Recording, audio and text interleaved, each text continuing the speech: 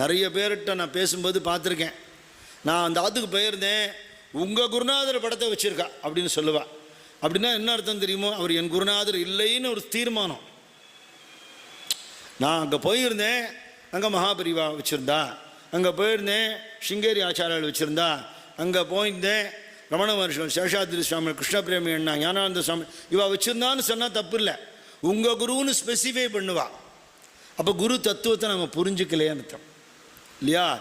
யஸ்யாந்திர் நாதி மத்தியம் நஹிகர சரணம் நாம கோத்திரம் சசூத்திரம் நோ ஜாதிர் நைவ வர்ணோ ந பவதி புருஷோ நோ நபம்சோ நச்சஸ்திரீ நாகாரம் நோ விகாரம் நகி ஜனி மரணம் நாஸ்தி புண்ணியம் ச பாபம் நோ தத்துவம் தத்துவம் ஏகம் சகஜ சமரசம் சத்குரும் தம் நமாமி.